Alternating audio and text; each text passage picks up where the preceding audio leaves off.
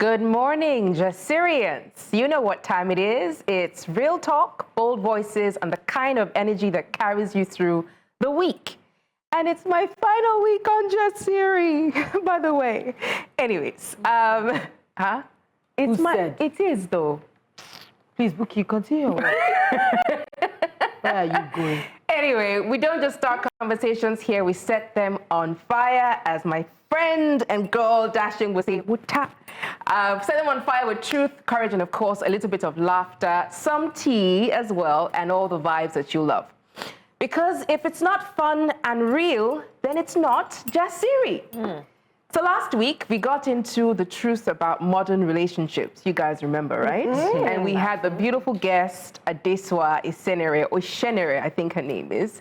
She had a lot to say, and we said we must bring her back. And so she is back here later this morning, and we're keeping that same energy. But this time, we are flipping the script. We're asking, after infidelity, what next? When love gets shaken by betrayal, can it bounce back? Or is the damage too deep? So this is one conversation I'm sure you want to get into, so don't go anywhere. But before we do get serious, I'd like the ladies to loosen up a bit.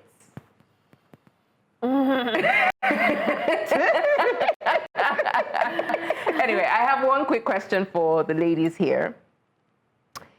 And that question is, don't be too tense, relax. Don't be too tense. Relax. Is cheating a deal breaker for you in a relationship? Are you team forgive and forget? Or the relationship is dead and gone the moment infidelity seeps in? Ladies and no gentleman. Let's start with cat. Cat, let the cat out of the cat bag. First of all, I would say it depends on what defines a relationship. What defines my relationship? Agreements that there's some conversations you must have. Are you exclusive? Are you not exclusive? Sometimes people have open relationships. That's fine. But let's say for this purpose, it's exclusive. And then this happens because it always happens. You find out what the reason is. Why did we have to step out? And if it makes it, because everybody wants to find their own way of collecting the pound of flesh. Or does it make you feel better to go outside again because you have gone outside, so we know that, we're done? The balance set, everything balanced. Yeah. Okay. Or are we, you went to cheat and then that's it. And I think it takes away from a relationship any which way. It takes away, it chips at the relationship somehow, like a rat eating cheese. It does, it has to. Even after forgiveness. Yeah, and then there's so many processes, so many layers, and the person who cheated might not be able to use the needed patience because after a while it would be like, say, I've tried now, I've been begging you, I've been. So the person themselves who cheated must be willing to, for lack of a better phrase, lay down your life. But how long can you do that for, though? That's what I'm saying. It has to be a conversation that... I think a lot of people, when you say, oh, he cheated, and that's it, I'm walking, and that's it, I'm done. You being done and you walking away doesn't solve the issue. You must have conversations. It's not... So basically what I'm saying is that it's not necessarily black or white. There's grays in between. Okay, so if it's someone who's used to cheating and you decide you're done... Now that's different. Oh, okay. That's different. If someone who's used to that, that's a serial cheat. That's someone who's cheated before once or twice, and it's time to just close your shop, lock it through it. No, but then if when you say a serial cheat, if you're staying with a serial cheat, then there's several things that are obviously at play, right? First of all, you are enabling the behavior by accepting it, because nothing changes except maybe how you relate to the person, maybe the level of trust you have with the person. But in terms of how the relationship continues to go or develop, nothing really changes if you have identified that I'm with a serial cheat. Yeah. Now, am I collecting money? Maybe that's another conversation on the side. That's why I said, You know? That's like, for me, yeah. So many some of layers. these questions are a bit difficult to answer in black and white. And I will tell Catherine's line. It depends on the kind of relationship you're having. Because in these modern times, I have found out that there are many types of relationships. Yeah. So everybody hides and lies. Like, my relationship is strictly... Yeah. There are so many relationships that people have now that fidelity is not at the core of it.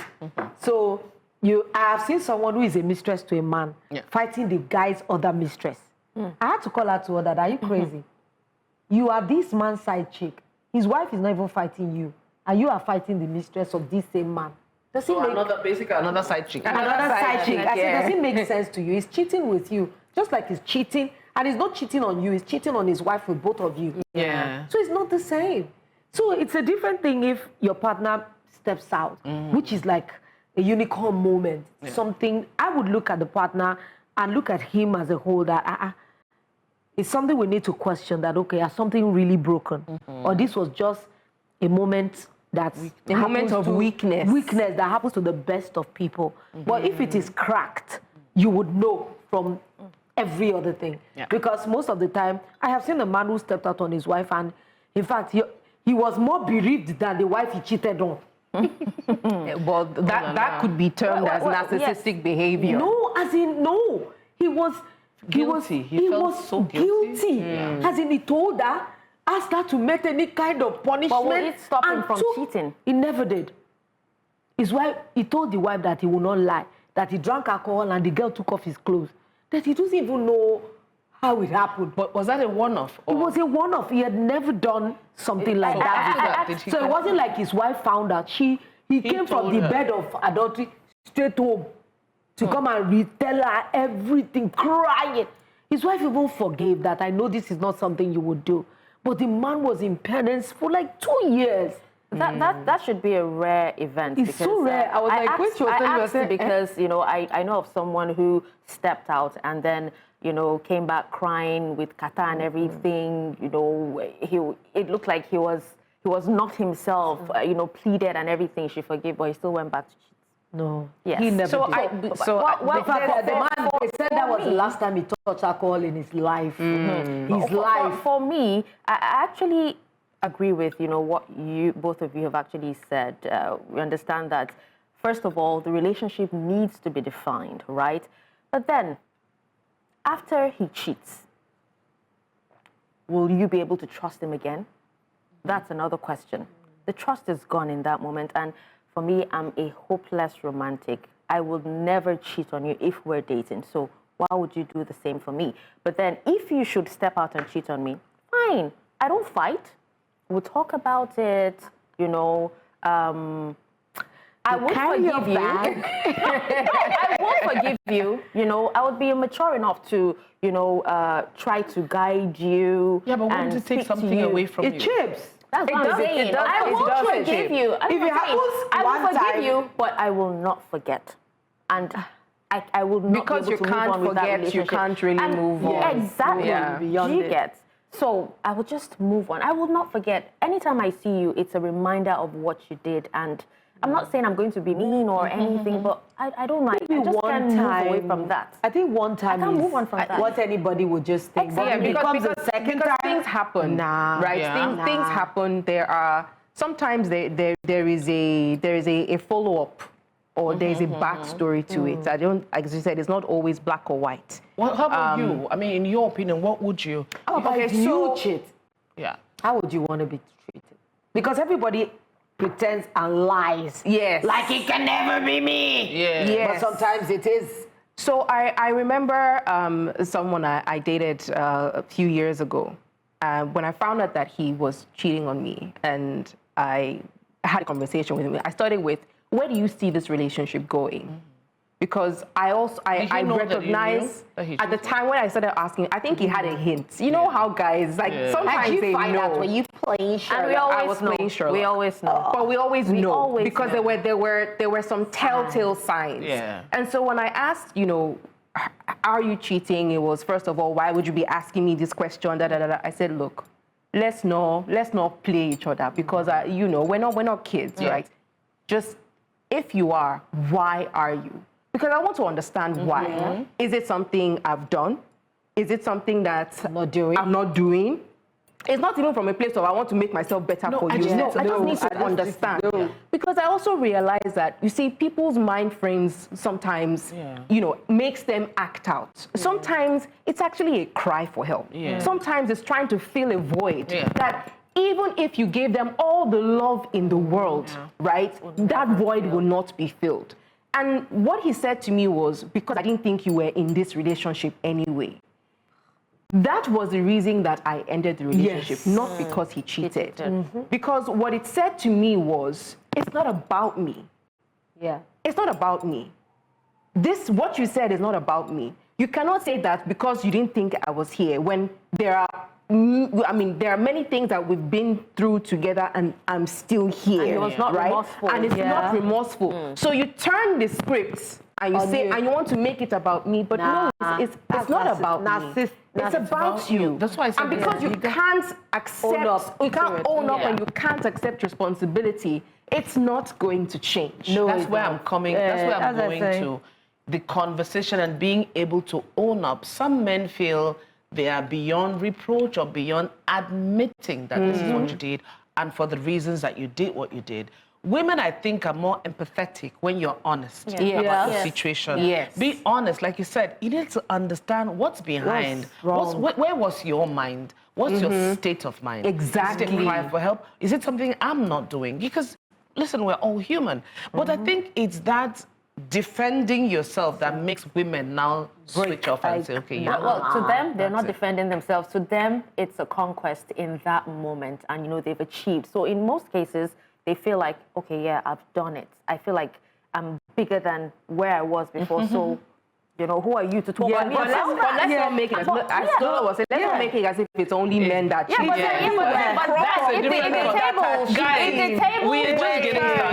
the tables were turned, will they forgive you? That's a conversation. Will they sit you down, talk to you about it, try to find out? No, because it's double standard. They can't take what they give. Men can never take what they met out. I would like, because probably that would be the conversation, the icebreaker for tomorrow. But guys, we're just getting started. And trust me, it only gets deeper from here.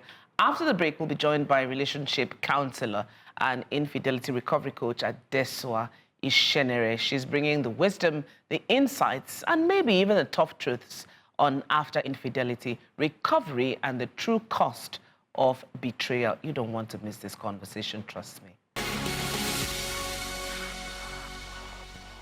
Oh, such an interesting conversation we're having. Even off camera, we're still talking about, you know, what happens after infidelity. And remember last week, we opened the floor with Adesuwa, Isénérè, on love and healing. And it was clear that there was a lot to say. So today, we're diving into one of the hardest tests of love, and that is infidelity. Adesuwa, Isénérè, relationship counselor and infidelity recovery coach, is back on set with us. Welcome back, Adesuwa. Thank you. Thank you You for look having so me again. lovely. Oh my God. We belong to the pretty girl gang. Well, now, right? Let's listen to this. According to a 2023 study by the Institute for Family Studies, about 20% of married men and 13% of married women admit to cheating at least once. And here in Nigeria, a 2022 NOI poll survey revealed that infidelity ranks as one of the top 3 causes of divorce. Now, the big question we're asking today is this: can love truly survive betrayal? What's the next step after betrayal? And just how costly is the betrayal? So let's begin. Oh, this was so many questions. You know, when I posted you this morning, when I posted the flyer, a friend of mine said, is this a thing? There's something called infidelity code. I said, yeah, it's new to me. But anyway, let's start with this. Studies show that 1 in 5 men and 1 in 8 women will cheat in their marriage.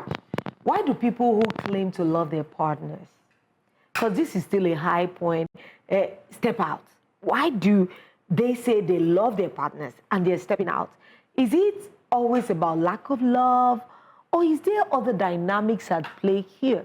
Because I've spoken to men, and they've told more than 500 men have told me differently at different times over the years that it's not lack of love for their wives, but like it's just like I'm drinking coffee in the office. It doesn't really matter. So is it about love, or are women missing something bigger? Okay, I want to start with the first thing you said, people being surprised as that is something such as infidelity recovery coaching. It came out of a need for repair, because many people, there's infidelity in marriages, in many marriages, and not everybody is going to give up on the marriage because of that. They are saying, okay, so what do we do now that this has happened? How do we move forward? And that's, goes about infidelity recovery. So what do we do after the infidelity? Okay, Adesuwa, just hold that. Guys, if you're listening, Adesuwa is telling us the need for the infidelity recovery. That is her title, her office. But we'll get into more detail. Let's quickly run to the market. Like we say in Pidgin, we'll go market when they come back.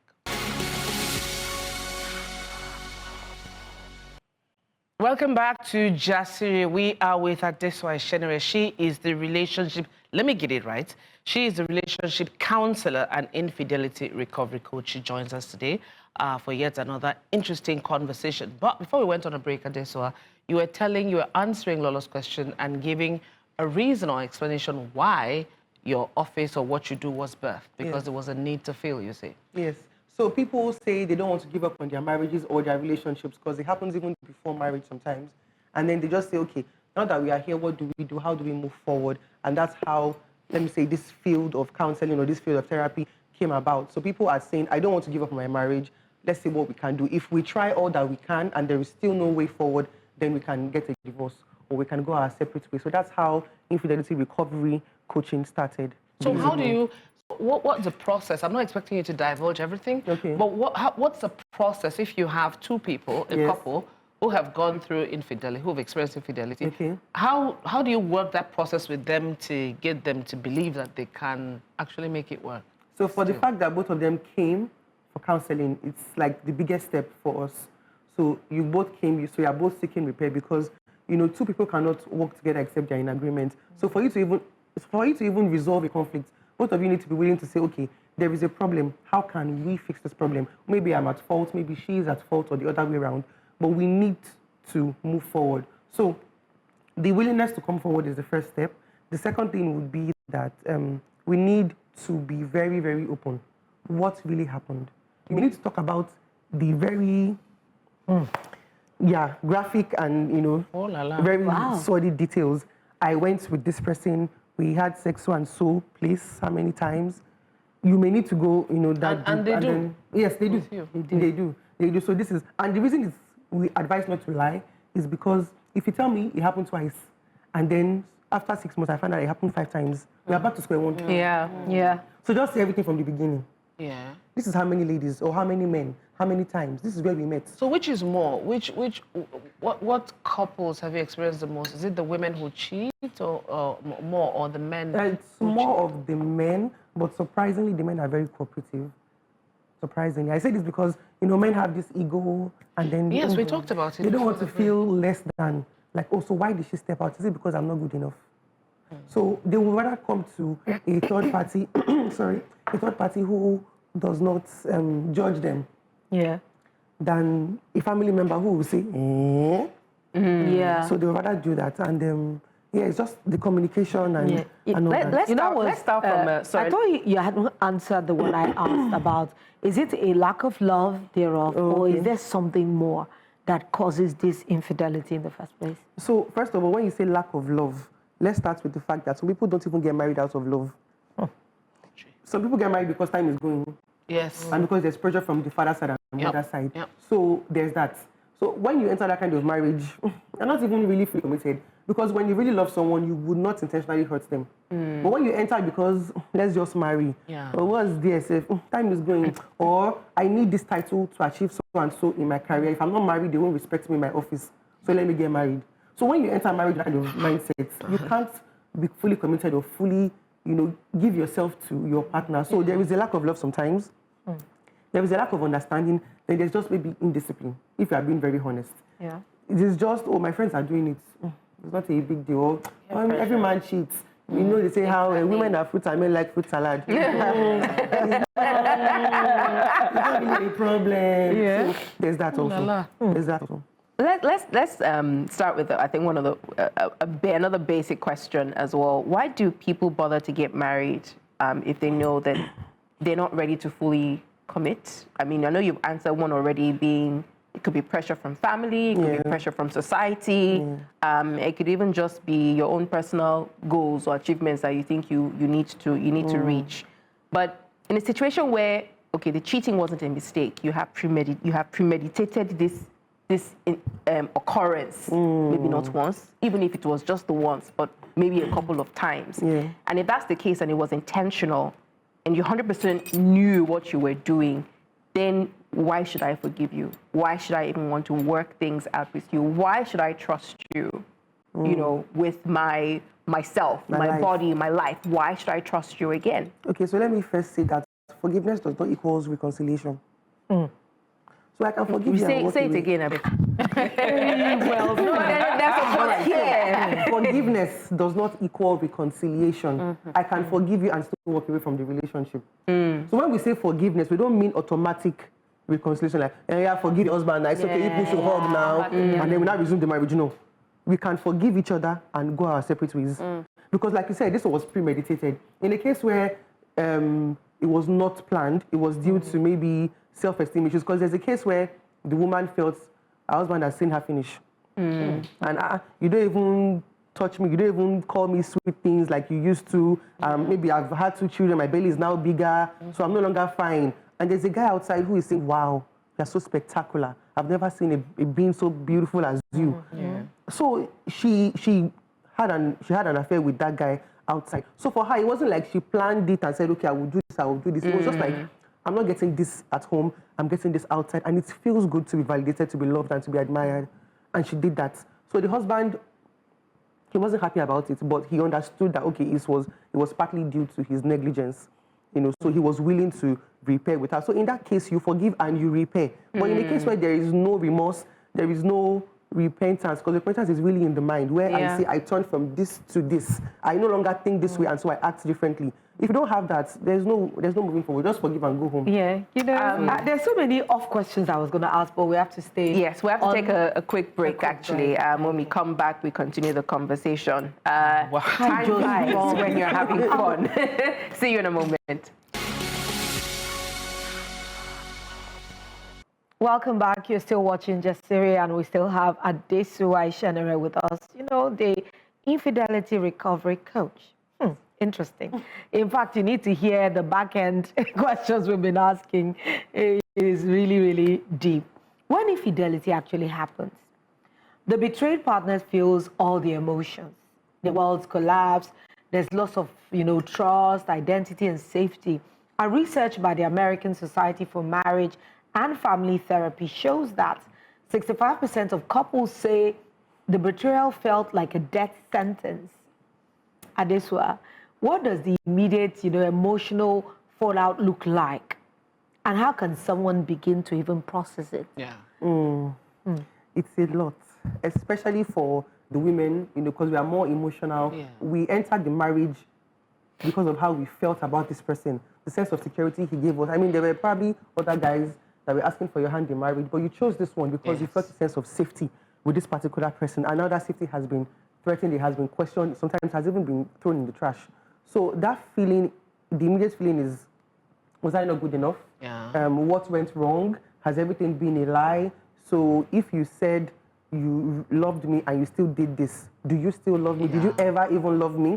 Was I wrong to have chosen you? So it's a lot, and that is why we always advise the cheating partner to be patient with the cheated partner.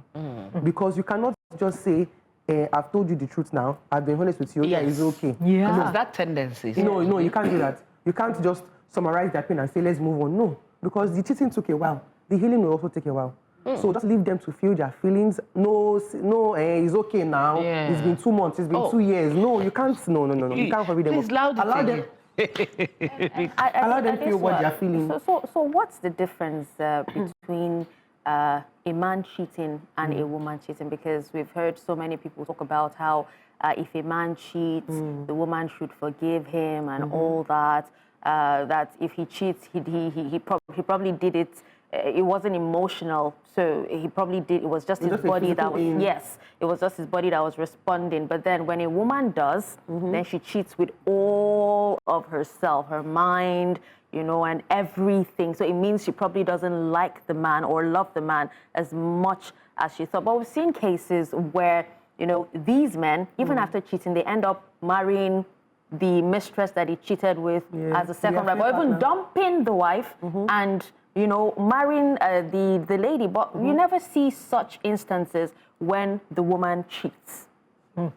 Hardly. It's rare. It's not common. And then you, in most cases as well, the woman she becomes genuinely remorseful, and it doesn't happen anymore. In most cases, it depends on why the affair even started. In the example I gave earlier, it was because she was lacking validation and you know, so she was getting it outside.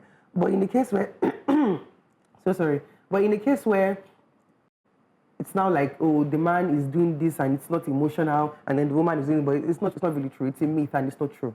Men can cheat emotionally. Maybe he married the girl because his family wanted him to marry that girl, and he wasn't really in love with her. And then he now found his real spec outside. Or maybe the girlfriend he was even dating before they forced him into this marriage. And that one is still single, year 1, year 2, and he's like, these feelings are not going away. Let me just go back to the woman I really love. So it's not true. And those that say they are cheating with their body, their mind, it's still lies. They are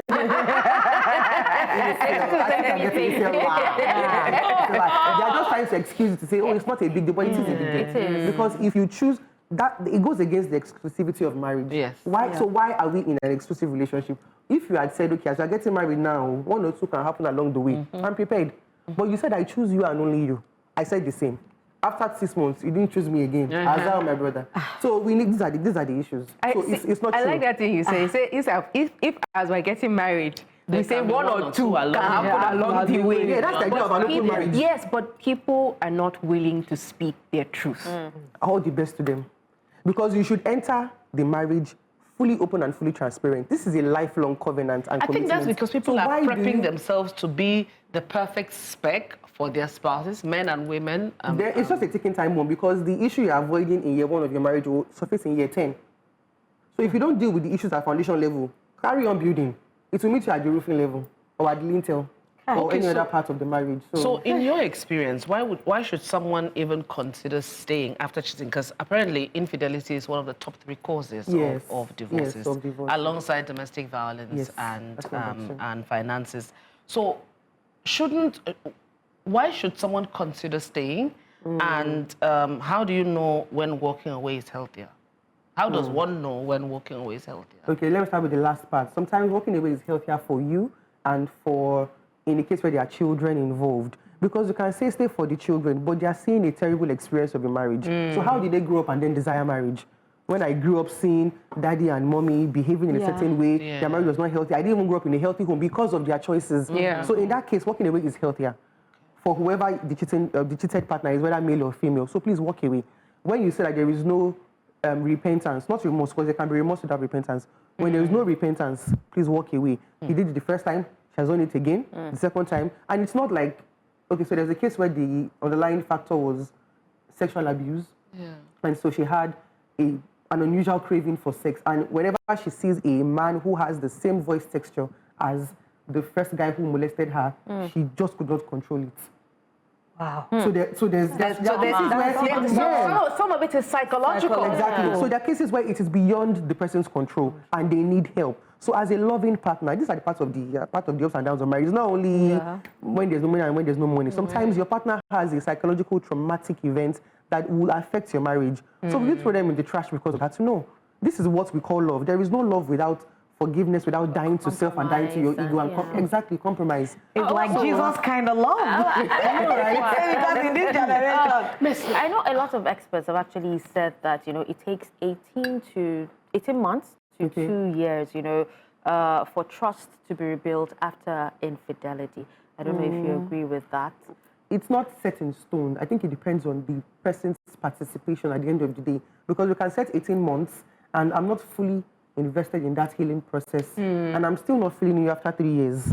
I'm still angry. Yeah. I've still not gotten over the betrayal and the trust. Or maybe it's just my pride saying, how could he do that to me? It's not even about the other person. It's like he disrespected me. So that is the problem. Now, it's not just about the affair. So there's no timeline. I would say there's no timeline. But if you give your best, if you are fully committed to the healing process, So in practical terms, what should the rebuilding process look like? I would still say that 18 months to 2 years, but let me extend it to 3 years.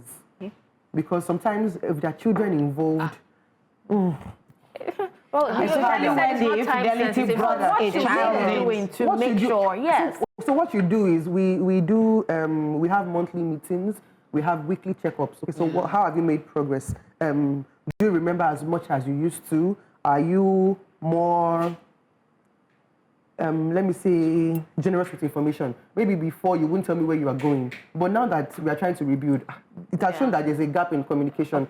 So how do we repair this? So now you go explain. You go explain, tire, and you must still show evidence. So this is where I'm going to see you. This is where I'm going to see the address, see the person I'm going to meet, without being asked. Yeah. So if you can really keep up to that, I mean, 2 years, yes. Because you said something like, you know, you should know when to walk away. But we know that for some people, the situation is different for them. You hear a lot of women, I'm sure on this day we have also heard that a lot of women who say, oh, you know, but I have kids. Yeah. You know, it's not something I want to do on my own. So they make the compromise of staying. For the kids. And they never truly forget. They never truly forgive. They never truly heal. They live with resentment. It takes a lot, and I think you sacrifice for the children and lose yourself in the But are the process. children really gaining? That's the real question. That's the real Are the children question. really gaining from you staying in an abusive marriage? So what about we have couples women who thrive who grow, on the abuse? They thrive on toxicity. That's what for Because them. that in itself is a trauma. You hear a response. woman saying that if my husband doesn't beat me, he doesn't really love me. all the best to If my have. husband doesn't cheat on me, I don't think he loves me because, you know, when he cheats, when he comes back and apologizes, in that moment, you know, it makes her feel wanted. It's their lived experience. She needs to speak with me. I like that. After the judge said She needs to speak with me, sometimes, please. most of them sit. You know, you have 3 kids. I know of one who left, but came back after 3 kids and said it was tough to do it alone and to manage her life with 3 children. I don't know the sense in that, but Why did she live with the 3 children? They are bearing his name. I don't understand. Do you understand? So some women find it difficult to separate themselves and live without your children. They'll say, oh, but he's not a hands-on father. He's not this. My children are going to suffer. So women, we over-compromise. Yes. And carry, when you want to leave, you find it difficult to leave your children, and then it's... At the end of the day, you are important. Those children are also important, right? But if you're not in the right frame of mind, you cannot mother well. Yeah. So what's the point?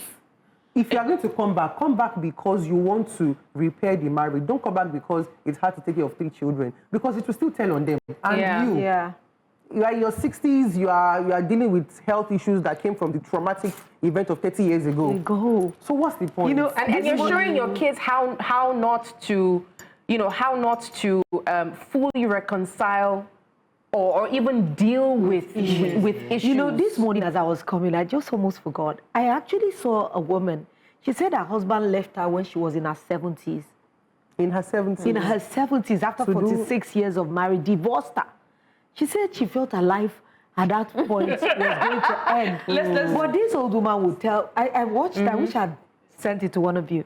She said, but after 1 year, that she had to write him a letter and thank him for leaving, for giving her the opportunity to live her life. That she's 104 now, but the amount of things she has done from that her 70s till now, she wondered why she stayed that long and mortgaged her life for somebody that didn't appreciate it. I'm like, I was really taken aback by the, not because I've not heard, but the age of the person. Because a lot of women would stay in a relation. I know women, my mother especially is a special, she's a special specimen in resilience and long suffering. a lot of those times, they make women feel as if staying in the marriages with their men, no matter what, shows long suffering. Even Christian people speak Christianese. I've heard it, when I was going to leave my marriage, somebody had told me that, oh, Lolo, your children can never grow up well because you didn't obey the scriptures that said you must suffer long. That haunted me for like 2 years. That I didn't suffer long because there was a fruit of the spirit that said you must have long suffering. Anyway, so miscommunication, misdirection, all of that stuff. The conversation continues right after this break. Please don't go anywhere. We're in the home stretch of Jasiri for today. Welcome back to Jasiri. I think our off-camera conversation will make it on camera just now.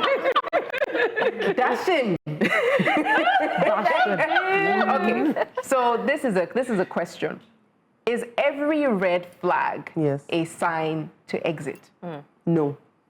Sometimes, and I'm saying, okay, so just this morning, I received feedback from someone I was counseling a few months ago, and they were going to end the relationship and just end everything.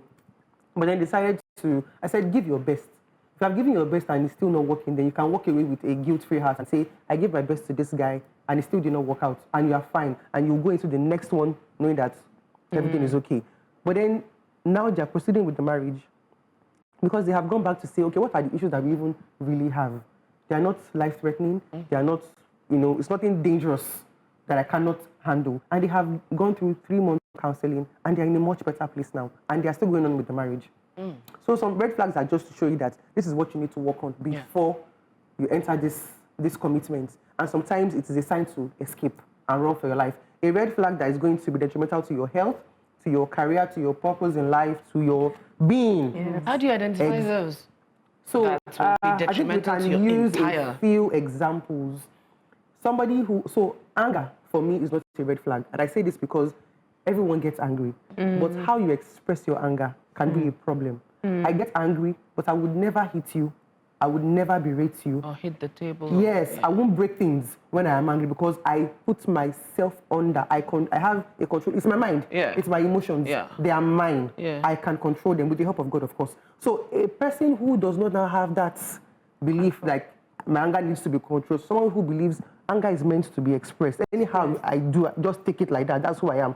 That's the red flag you should ignore, or you should walk away from rather. Because if that person doesn't see, male or female, if they think it's okay to break more, I just throw the cup.